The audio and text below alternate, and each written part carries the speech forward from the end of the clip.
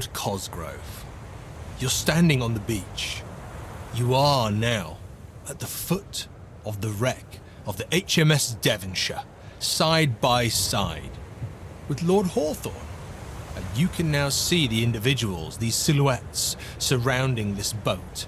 You can see them, the same as they were from the Rabbit's Ball, these scaled, hideous creatures with yellow eyes on the sides of their heads, skin across their skull split open, skull removed, and these rods, these metal rods, driven into their brain at these weird angles, sticking up like some kind of horrific metallic shard of a crown. Before you is this wonderful, wonderful red glow, Lord Cosgrove, which glows from inside the wreck of this ship. Hawthorne stands beside you, just looking at this glow, a smile creeping on his face. What do you do, Cosgrove? You have been, I think, somewhat less than forthcoming with the details of your plan. Hawthorne, as marvelous as all this is, and I'm sure this is leading towards some great windfall for us all, I am still somewhat perplexed as to the meaning of all this. The meaning of all this, Cosgrove, is change. Change from society's demands. This ladder we climb, we sit at the top, we dance the social dance. I'm not adverse to it, but I find it beneath me. I am better. There are those of us in society who are better. Not just better than those who work in towns and do our bidding, but better than everyone.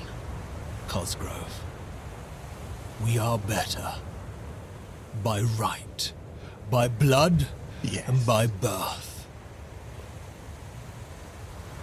Yes, you'll get no argument from me about any of that, but you are being, I think, unnecessarily gnomic in your utterances. I am a man of practicalities, of action, and you have clearly taken great action here today with the raising of this ship and these strange new friends you've made. But where is all of this heading, Hawthorne? What is my role in this? If I am to help bring this plan to fruition, I need to understand it. It is at best frustrating to be here on the periphery of all this. You are a man of pragmatism, Cosgrove. Come with me. I'll show you, and then I will explain to you the cost of your ticket to salvation. Marvelous. You see, you called these things my friends, but they are not. They are nothing but creatures. Hawthorne walks up to one of these merrows, one of these scaled fish creatures, and he just backhands it as hard as he can. They are disgusting, base creatures. They are worse than what we see in the streets. But yes, we are going to be something new. Come with me. And he climbs up on the ship. You can see Lady Hawthorne is trailing behind, keeping a bit of a distance. You can see that Dunn is there, Lady Dunn is there, but apart from that, and they seem to be gathering at the front of the ship, but he's leading you up onto the deck of the ship. He even reaches out a hand to pull you up onto the deck, Cosgrove. Okay, which I will reluctantly take because I am not the most dexterous of men. Can you give me a... Yeah, let's have a dexterity roll, please, Cosgrove. Do you know, Cosgrove, the roll isn't about how dexterous you are. Can you let me know what it is that you rolled? I rolled an 82 over 50. The roll is recognizing how strong and how dexterous Hawthorne is. You take his hand, he takes your arm, and he almost half pulls you, half launches you up onto the deck of the ship. And you land with unsteady feet, slipping and sliding, but he holds you up. Cosgrove, when you pay the price and you join what I shall refer to as the Shallow Ones, you'll find that life is so much sweeter. Come with me. And he walks you towards, past the broken mast. He walks you around a certain path where there's a few breaks in the deck. And you can see that he kind of twists and turns, but leads you very clearly to the captain's quarters. These large doors, wooden doors, with the HMS Devonshire over the top. And you can see that this is where the red glow is pulsing from. There's a few holes and cracks in the doors and the wood where the red glow has been pulsing from. And he pulls you to these doors. He stands outside. Open the door, Cosgrove. Before I do, Hawthorne, old man, you keep mentioning a price. Before I take any irrevocable action, I would consider it a kindness if you were to let me know what this price is. Pragmatism to the very end, Cosgrove. The price into our exclusive club, this religion, belief, worship that we have built over the last century, is your faith. Let's call it a baptism. I would like you to be baptized. And in return for this, let us discuss the terms of the contract here, because the terms so far have been, I think if this were a legal agreement, any lawyer would describe them as being insufferably vague. Let's balance a little bit of that legal talk with a little bit of faith, shall we, Cosgrove?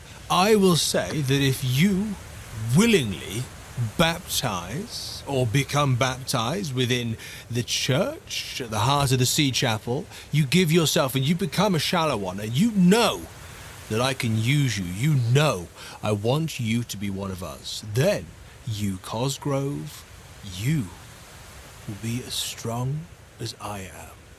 You will live as long as I have. You will be able to see as I see, which is beyond the veil of the mere society that we all think we are trapped in and play games in, Cosgrove. They are puppets to us. You already treat people like puppets. This will allow them to become actual pawns in your game, Cosgrove. This is where the power is. This is where the New World Order is. This is where the future of the Empire is. It's with us, the Shallow Ones, embedded within society's hierarchies across the globe. Yes, that does sound quite marvelous, but I am also, I suppose, having been on the other side of arrangements such as this, I am somewhat aware of the fact that for every carrot there is a stick. And you are offering me great wonders here, and do not think me ungrateful. What you're offering is, I suppose, more than I could possibly have ever dreamt of. But at the same time, I do wonder what would happen if I were to say no. An interesting proposal, Cosgrove. I wonder what would happen to someone who said no to me. Very interesting. Maybe we'll find out. Maybe we won't. But As a show of good faith, Cosgrove, I am going to show you how you'll be baptized. And then I'm going to ask you to do a small favor for me. And what might that be? Simply get the Reverend for me. We can't have a baptism without a Reverend, can we? Oh, that sounds trivial enough. There's two in the town. I don't really mind which one. They're both as useful as each other.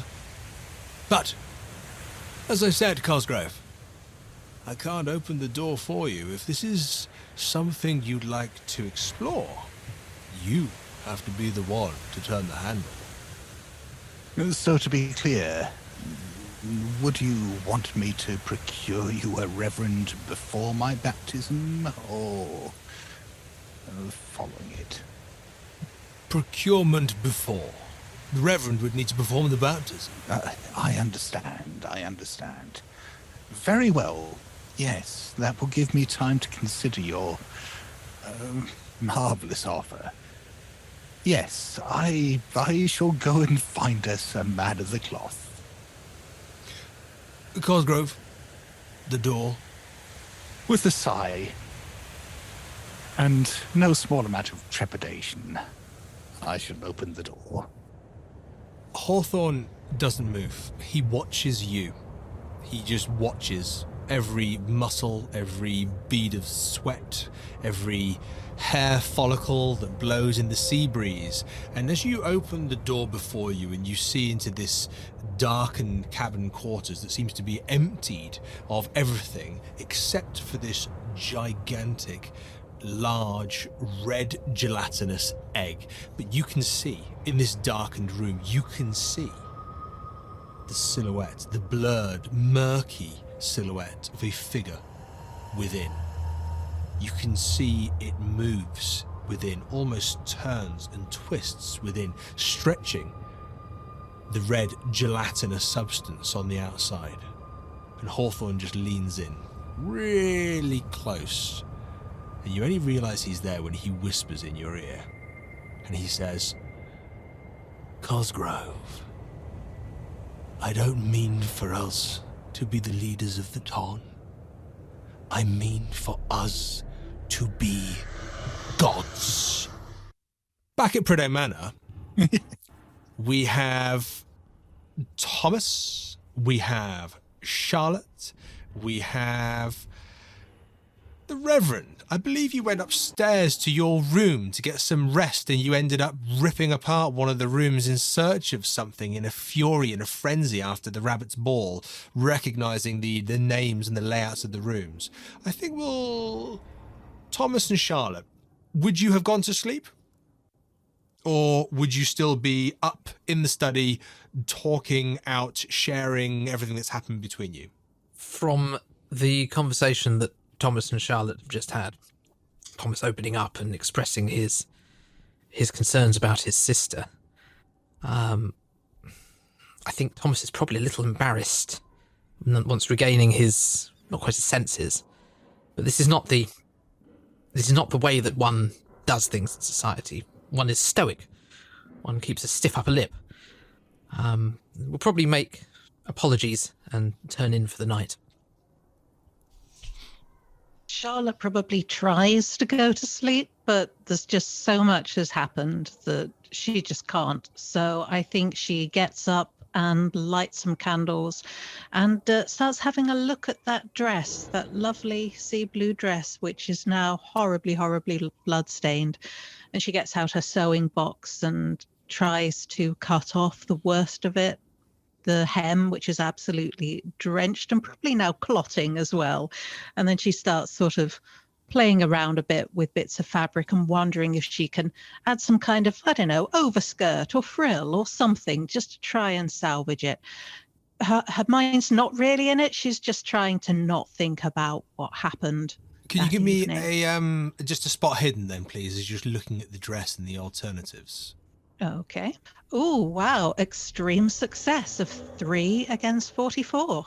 Wow. Okay. You're looking at the dress. You can see every unfortunate blemish on this beautiful, beautiful piece of work. And before you manage to get to looking for the alternatives, you're looking at the dress, and you actually look at your accompanying little clutch, the little bag, and you can see poking out the corner, there's a little bit of paper, and you're reminded that in that bag, it's your story, Charlotte. It's your story, the story that you always wanted to write, but you have written, but you haven't read it. Mm-hmm. With your extreme success, Charlotte, not only do you see the paper sticking out of the bag, but you see a shadow on the floor. The shadow stretching out from the window behind you. The silhouette of a man. Well, there's only one man who would turn up at her window at night. And she turns around and she runs towards the window. Philippe? Philippe, is that you? My dear Charlotte, what did happen? What did happen again? Oh, I was so afraid I lost you, but once again you're here. Oh, you won't lose me, Philippe. And tell me I won't lose you either. I couldn't, not again. It would be too much. Charlotte, I'm afraid. I'm afraid that I'm fading away. I wake up every time in a new place, and then I disappear again.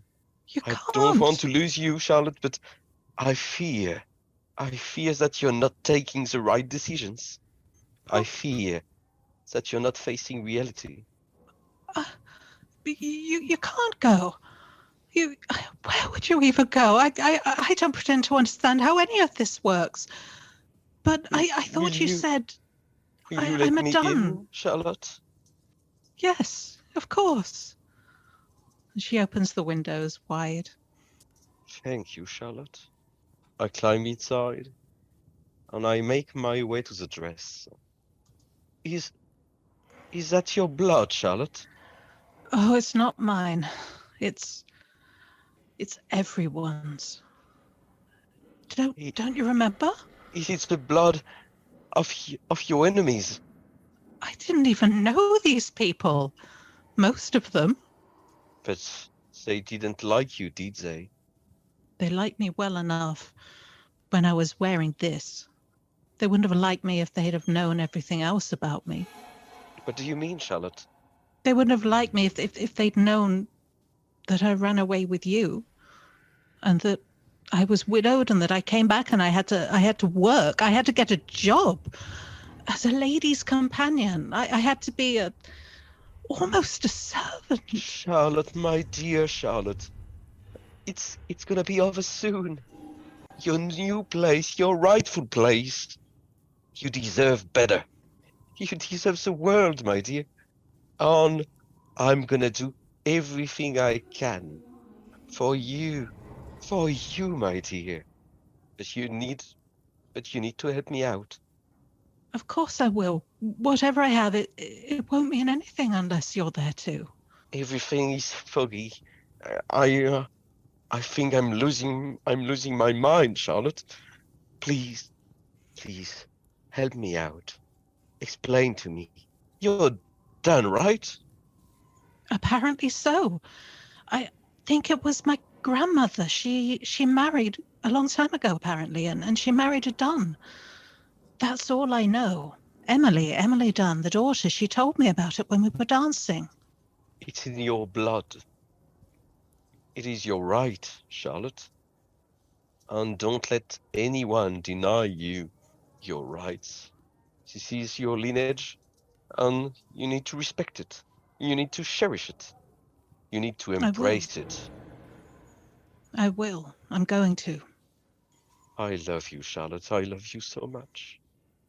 I love you, Philippe. You're full of life. You're full of flames of fire. And I can't wait for everything to burn around you. What is this? Is it your writing again? Yes, I am. I'm writing, although I don't remember will you read doing it to me, it. please? Of course I will. Oh, Sit down. I'm sitting down next to the fireplace, and I'm waiting with glowing eyes. It's gonna be like before. I'm waiting.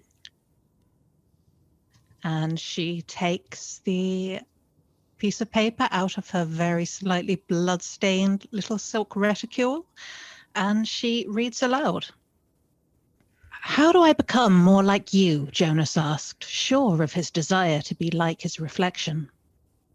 To live in paradise, you must sacrifice, the reflection said, still looking into the mirror and back into the real world. To see the world the way I see it, open your eyes. Don't flinch. Commit. The reflection turned its longing gaze away from the mirror, and its red eyes, now nothing but a sea of red, fell upon Jonas. Your eyes. Waves of madness and tides of joy, yours to command like a child with a toy. The reflection's eyes rippled with his words. It brought its hands up to Jonas's face and placed them either side. The coldness in the reflection's touch had gone. Jonas now felt cold and sensed the growing warmth in the touch of his better form. Give yourself to me, only then do you see. Close your eyes and use your mind. Your future self is there to find. Charlotte, could you roll me an intelligence roll, please? I can indeed.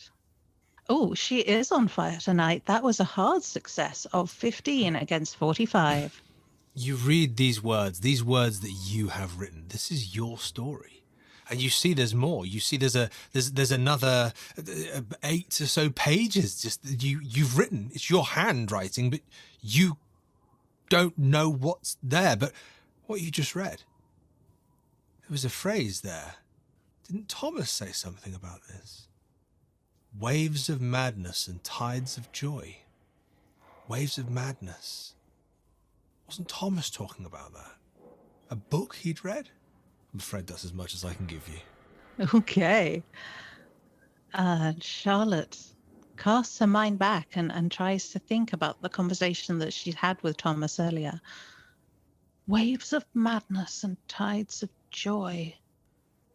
Philippe, have you heard that before? It seems so familiar. I'm sure that Thomas said it, although it doesn't sound like something he would say. It must have been a quote.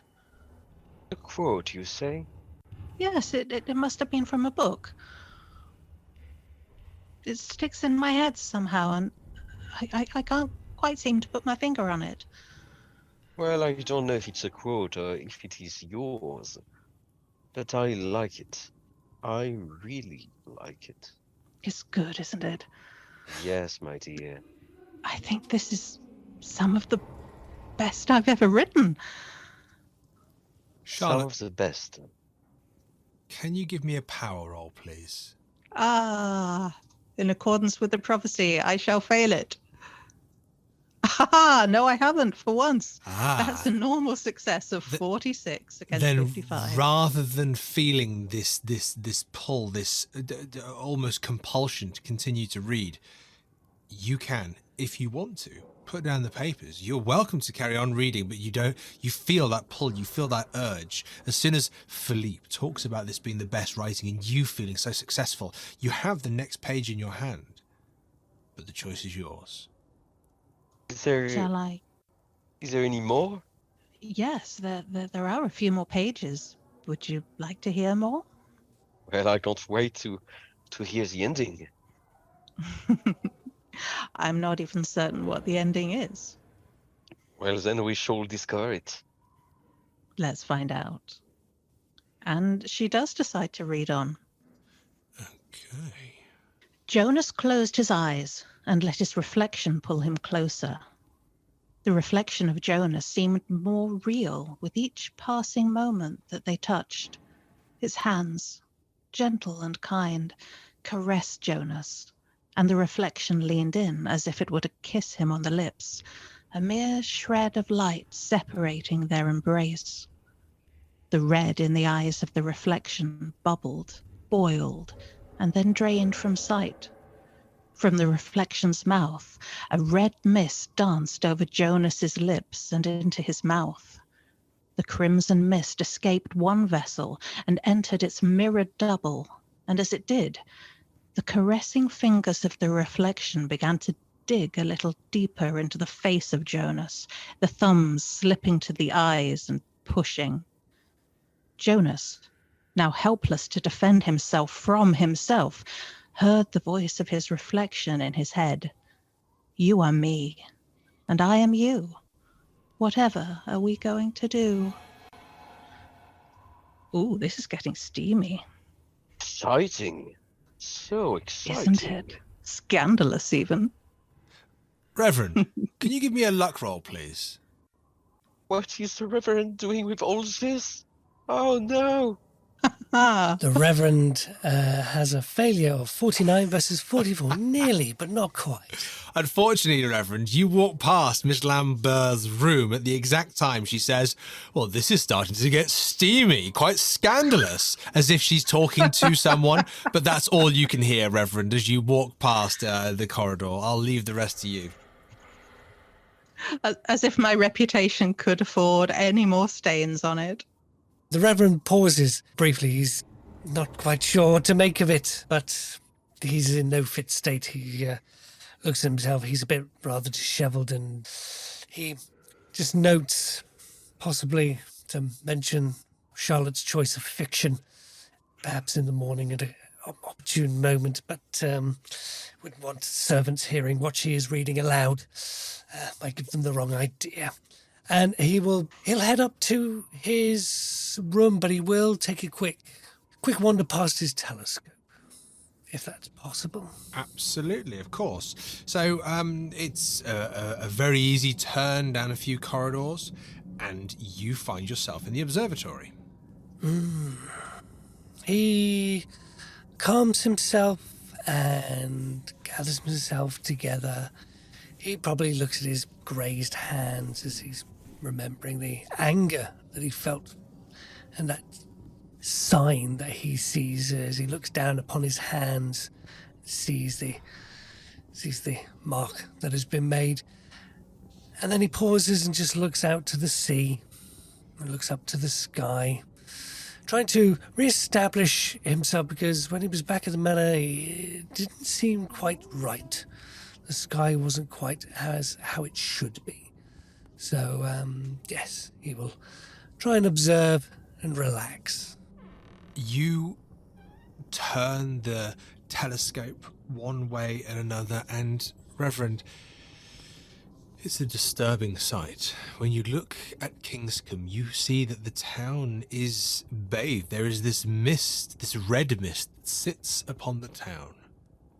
You saw it on your way back from Dun Hall, but to actually now look down at the town, past the river, slightly removed, looking to the town as if it's a separate entity, you can see this mist coiling around buildings and just swarming through. You see people walking amongst it. You see people moving among, but having seen what you have seen, having witnessed what you have witnessed, it's a frightful sight. Nearly as frightful as when you turn your telescope towards the sea, you catch the ship on the beach. The shipwreck on the beach. You once looked at this. You once saw some coordinates carved into the beam above you, and you looked at this exact spot. You look at the coordinates, you look at the telescope, pointed at that spot, and you recognize that is exactly where you are trained right now. You are looking at this spot. Those coordinates were carved there. When you first arrived here, someone knew that that spot was important. Someone who has been here. Someone who doesn't appear to be here anymore. Possibly Lord Matthew Prideaux. Although somewhere deep down, the Reverend kind of hopes it might have been his brother. And at some point, he's going to appear and make sense of it all. But he looks at the red mist and thinks of the Bible and wonders whether this is what it was like as the angel of death passed through Egypt. It's the final plague. Is he facing the final plague? Is he going to lead the people of Kingscombe out? Or is he going to be struck down by the plague himself? With these very dark, prophetic thoughts and reminiscence, there is a knock on the door for the observatory. He'll slightly jump. Who is it? It's me, sir. It's Harris. Oh, goodness, Harris, are you still up? And he'll actually go over to the door and open the door.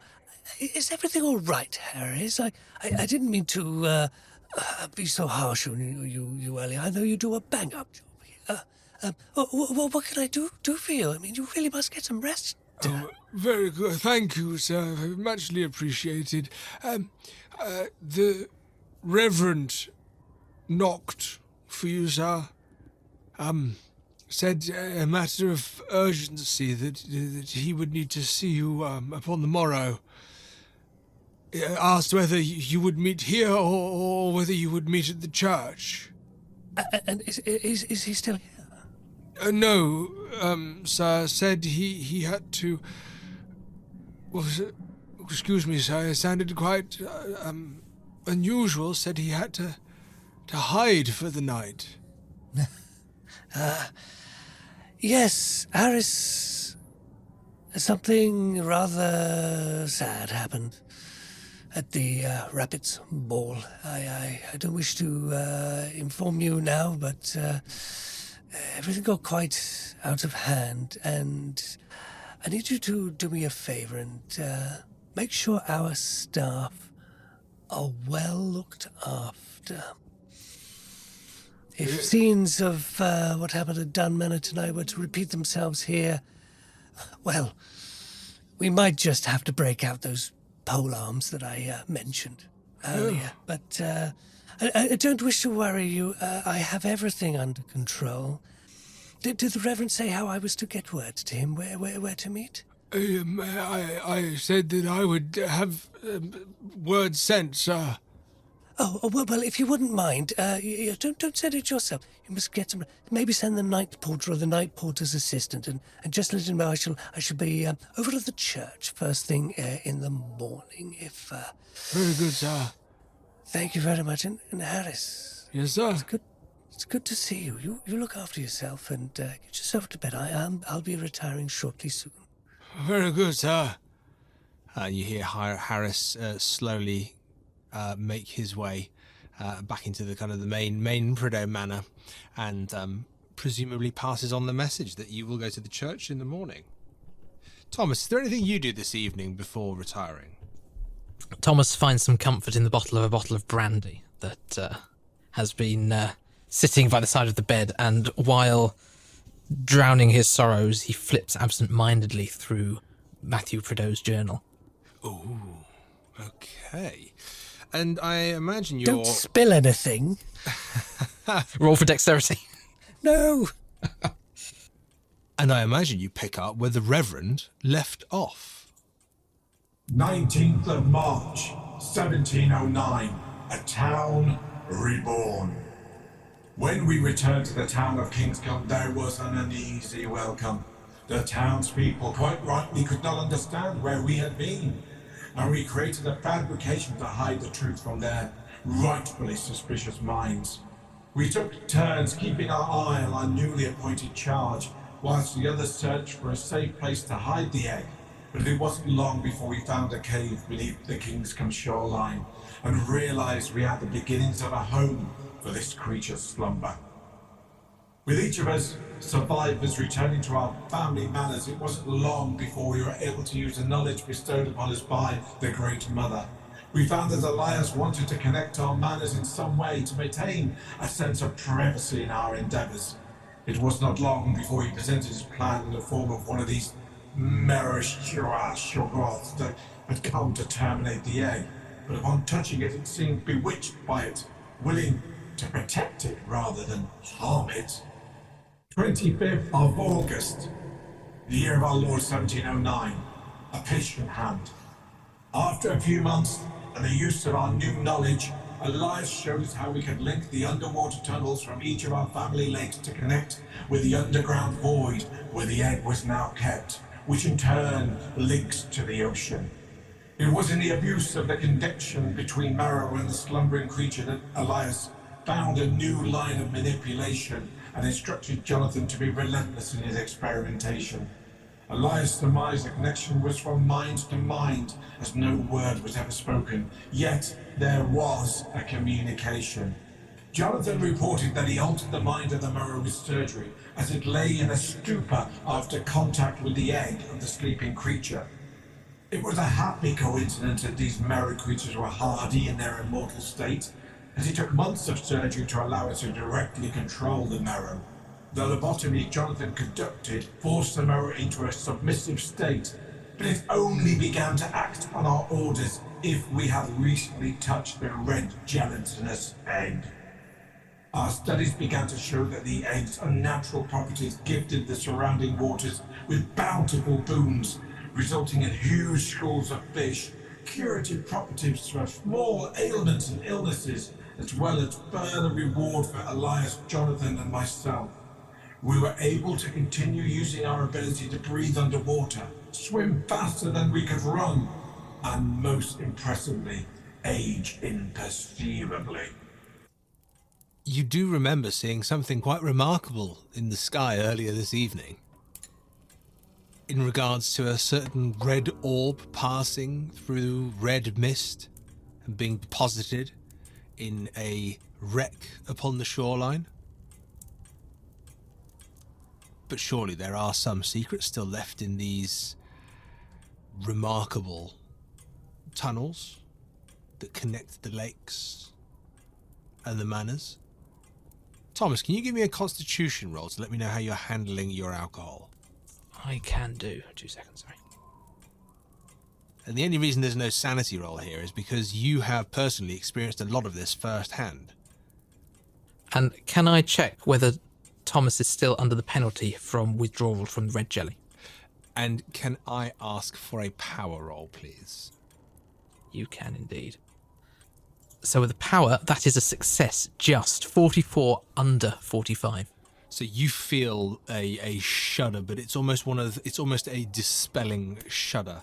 You feel this ripple down your spine as you read this, especially those words, the egg's unnatural properties. You feel that cold shiver, but it almost feels as if it goes. You think, you feel, and your strength returns to you. Your constitution appears to be what it once was.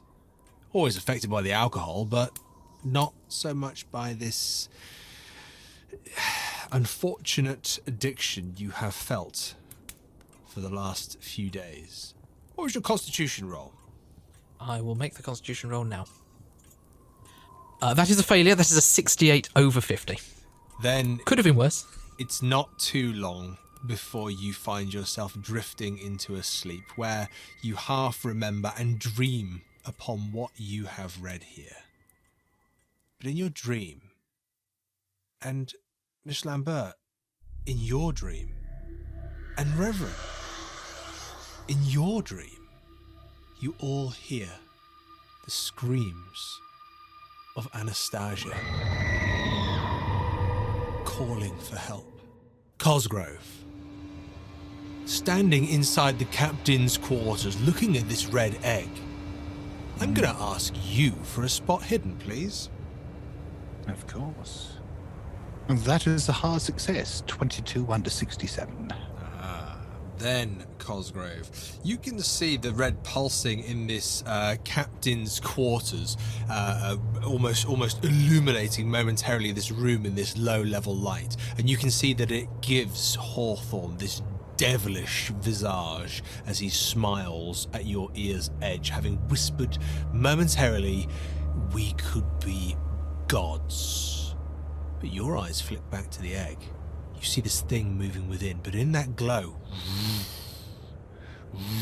this pulsing glow, you see a few things. And with your hard success, you see a few things.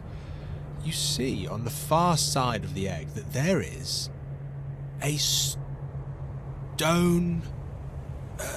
bench, rather large. No, not bench, chair. It's like a stone chair, carved almost. It seems to have symbols carved into it. It's a rather large stone chair. At the other end, the egg itself seems to be sitting in this rather bizarre metallic, oversized bowl of some sort. It seems rather unique that this egg should be in a bowl. But either side of the egg you now see, standing in exactly the same manner, each with their right hand just touching the membrane of this gelatinous red egg, are two women, eyes open but rolled back in their head. You recognize them. You recognize them because you know Thomas. And by knowing Thomas, and knowing his debts, and knowing his father, Adam, who once upon a time paid his debts, you know the family because it's your business. You make it your business. That's Anastasia Prideaux, standing stock still, hand out, touching the membrane of the egg. And on the other side, isn't that Dunn's daughter? Didn't you see her tonight? Standing in the exact same way, staring at the egg, but eyes rolled back, almost white eyes staring at this red egg, the whites of their eyes illuminating in this glow. Hawthorne, old man, I'm still obviously trying to understand who precisely is involved with this plan of yours. But obviously the more information I have, the better, because the better then I can make use of said information.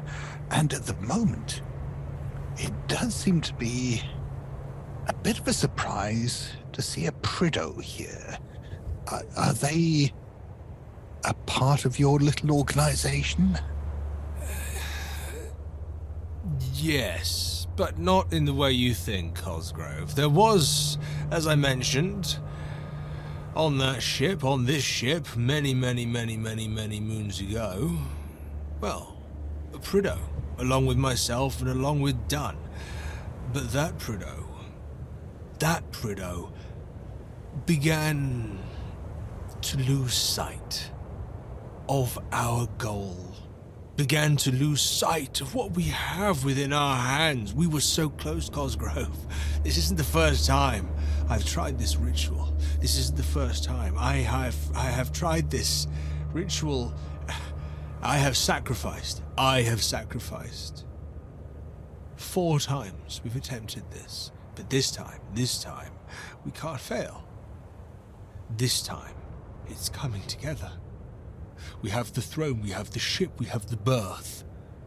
We have the 3 families. We're all here, we're all a part of it now. No one can escape, no one can leave Cosgrove. This time it's going to work. Each time, each ritual, it has given Dunn and I the power that we've needed to bring this to fruition. A power that we intend for you, Cosgrove, to inhabit, should you undergo your baptism. There's no point in lying to you now and keeping secrets, Cosgrove. You're one of us, and if you're not one of us, then, well, I guess you're not one of us. But, Cosgrove, the world is a very big place. I can't control the whole thing. I need people out there helping me tilt it in the right direction. What we do here, what we do now, is we begin afresh. We create a new hierarchy. Above royals, above the ton, we create the shallow ones. We need the 3 bloodlines. The 3 that took the egg. That is the Hawthornes, that is the Dunns, that is the Prideaux. Sacrifices must be made, Cosgrove. Some may survive. I fully intended. Some may not. Understood. When I say I have sacrificed Cosgrove, do not take that lightly. I have given over 4 sons to these rituals. 4 of my Tobiases. Each one giving themselves willingly. But we haven't got the ritual right. We are still dependent on the egg. We are still dependent on its gifts. If we do this ritual right, Cosgrove, if we get it right, we won't be dependent on it. It will infuse us. We will be dependent on nothing, on no one. But Cosgrove, a baptism, a show of faith. I have divulged as much as I can, dear friend. Yes, I believe I do understand now, and, yes. I shall procure us a clergyman. Come, outside. He walks you out of the captain's quarters, and he closes the door behind. Walks you down to the beach, lifts you down off the boat, and almost puts you on the sand. And then he jumps down by the side of you, where you see a few other people are off just a few meters away, talking. Cosgrove, get me a reverend. Bring them here. We'll conduct your baptism. But I don't send you out in this world unarmed. You're one of us now, nearly. Let me give you something to help persuade the Reverend. Jenkins! From the group talking, you see this rather tall individual just kind of turn round and smile, this large, hideous grin. You see this slight red hint in these eyes, and this large, loping individual, who seems rather physically imposing, walks over. He makes your previous, shall we say, muscle, look a bit delicate. Hawthorne just looks to this gentleman he calls Jenkins and says, Jenkins, this is Lord Cosgrove. You will treat him as you would treat me. Do you understand? Yes, my lord. But when will I have my... Silence! Jenkins! For shame! Do as Cosgrove says, and you may speak to me later when I see fit. Cosgrove, can you give me a psychology roll, please? Jenkins is looking at you, and I want you looking at, or I don't want you, but you being in this area, being in this vicinity. I want you to see if you can sense what's going on. I think that Cosgrove is a little overwhelmed by everything that's going on anyway. And his mind is just ticking over possibilities and different possible outcomes to various actions, to the extent where he is completely oblivious to the social dynamic that's going on here. So, yeah, I've rolled a 57 over 42. Okay. You can't quite work out. You can see that Jenkins is full of rage, full of fury. But you can't see whether it's aimed at Hawthorne for speaking to him in such a way, or whether it's aimed at you, because Hawthorne has chosen you to tell Jenkins what to do. Is it the injustice, or is it the slight against his name? You can't tell, but you can see very clearly he is not a happy chappy. I may be able to use that to my advantage later. Hawthorne, waves you goodbye. Good luck, Cosgrove. I'm looking forward to the baptism. Yes, as am I. As am I. Can I ask, Cosgrove, do you have a particular plan? You have this large gentleman. Where would you like to go? I believe it's about time I caught up with my good friend the Prideaux. Excellent. So you're on your way with the Jenkins in tow on the way to Prideaux House. Indeed. As night hits its fullest and the Prideaux slumber peacefully in their beds. Not for long. Can I have Charlotte, Thomas, Reverend, and Philippe? Can I have you all give me a power roll, please? Thomas, surprisingly, got a 14 under 45, a hard success. Oh, interesting. Reverend? The Reverend is not feeling it. He is failing his power roll. 78 versus 60. And Charlotte? Unfortunately, I'm back to my old self with 59 against 55. 'Twas ever thus. Monsieur Philippe? On my part, it would be a hard success. Ooh. So Reverend if I Charlotte. can protect Charlotte from anything, I will. You sleep soundly. It sounds terrible, but after the exhausting events, mentally and physically, the confusion, the emotion, you've almost just hit a point of fatigue, and you are out in your beds. Thomas, you drank your way to sleep. You fell asleep into a journal that you were reading. And it's so bizarre because you can hear a voice. It's almost talking near you. It's almost talking at you. Philippe, you find yourself in a room where you thought you were with your beloved. But apparently there seems to be some drunk gentleman lying on the bed and Charlotte has disappeared. Well, I know you. Oh, there's someone in my room. Just leave me. Just trying to sleep. What blazes do you think you're trying to do? Are you a servant or something? Are you a drunkard? Or something? What are you doing in my house?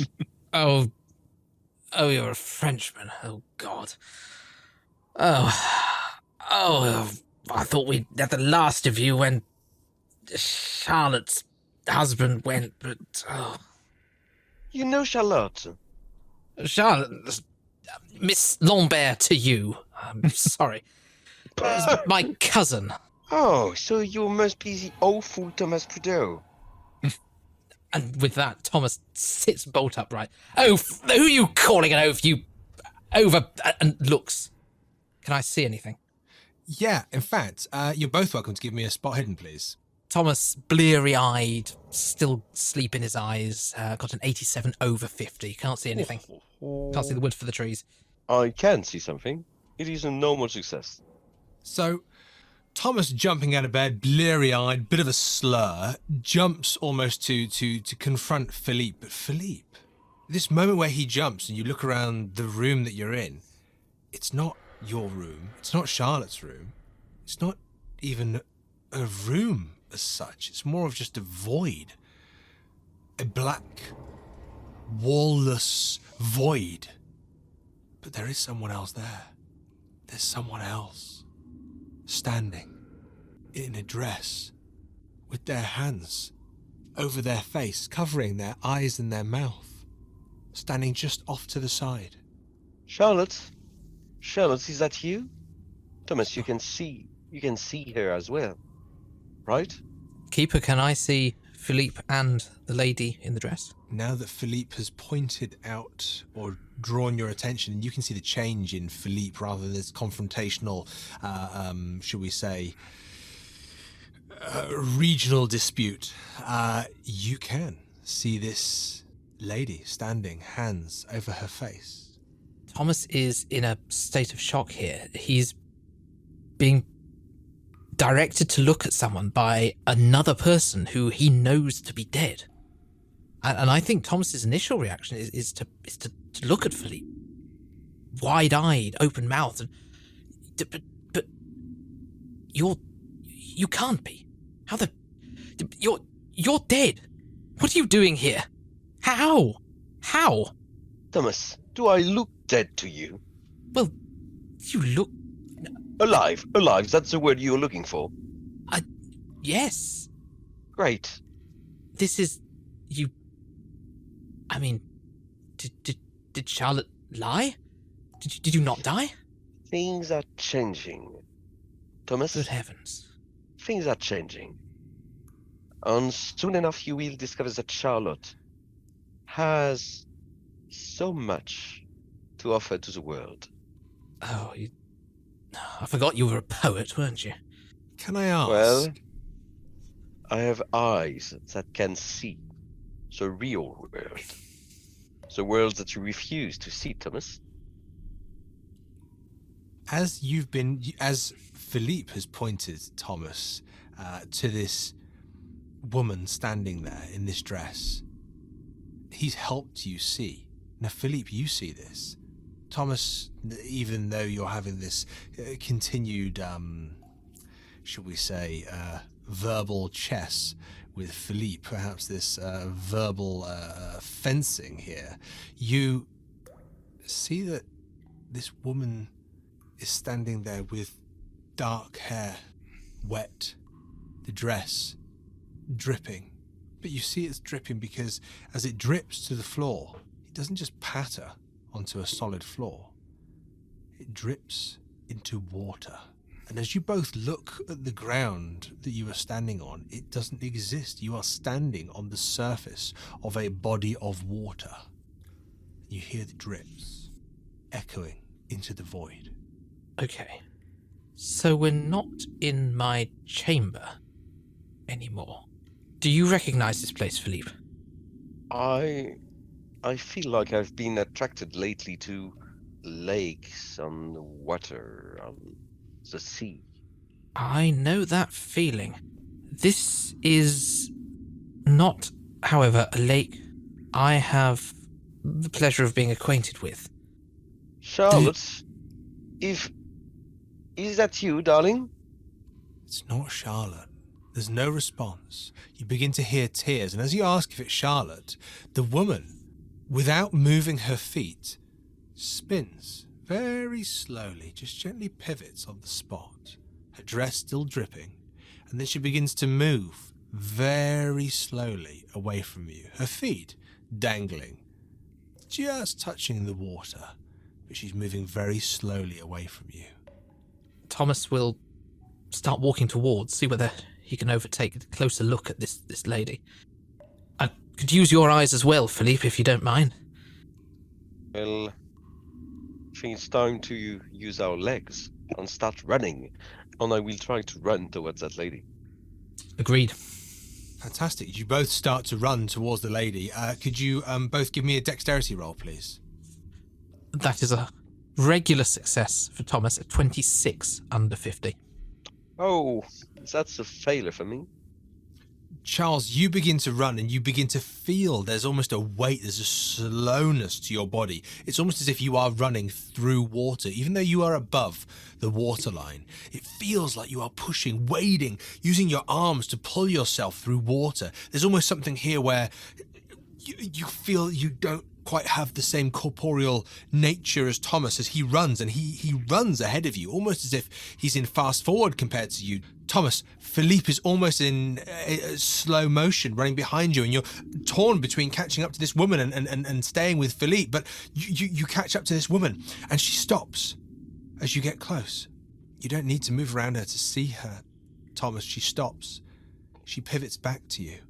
And as she pulls the hands away from her face, she reaches out and puts her hands on your shoulders. And you see a face that you saw in your nightmares upon Kingscombe Beach. You see the face, the rotted, ridden face of someone who has spent many years under the water. And it is the face of your mother. Thank you for joining us for Cult and Culpability. Remember, you can find us at www.miskatonicplayhouse.com, and you can also visit the main stage for other scenarios from the Miskatonic Playhouse with links in the show notes below. Don't forget to like and subscribe to our channel and support us on Ko-fi. That's ko-fi.com/Miskatonic Playhouse, where you can access exclusive shows and content for as little as £1. But if you can spare a minute to leave a review, it makes a huge difference to other like-minded listeners who will be able to find and enjoy our work. Until next time, when the curtain rises again.